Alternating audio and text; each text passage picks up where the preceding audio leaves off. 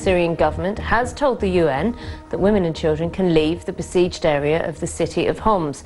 Talks on Monday are expected to continue on the still unresolved subject of allowing aid convoys into Homs. Also, the two sides could begin to discuss the divisive issue of the transfer of power.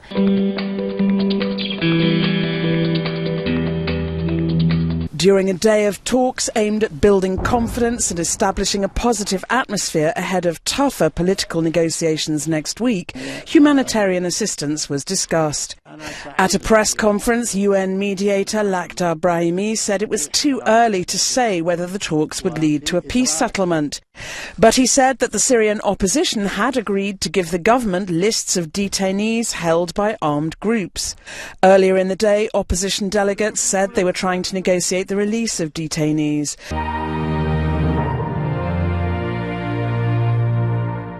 We give priority to women and children, and the most vulnerable detainees, for example, the people who has illness or they need medical care. We give priority for that.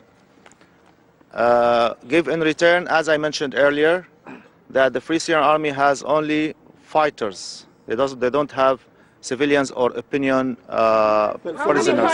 There has been little tangible progress on the humanitarian front, and the toughest issue of political transition has still not been discussed. The talks over the past 2 days focused on what UN envoy Lakhdar Brahimi called confidence-building measures. They were supposed to create a positive atmosphere before hard bargaining begins on Monday.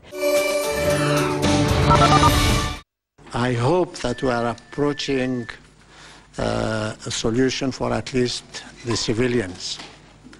What we have been told by the government side is that women and children in this besieged area in the old city are welcome to leave immediately.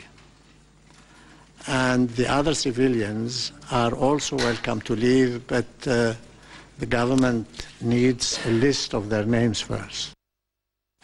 In all our attempts, we have been prevented by the armed groups who did not allow a single person, a single child, to be leaving the center of Homs.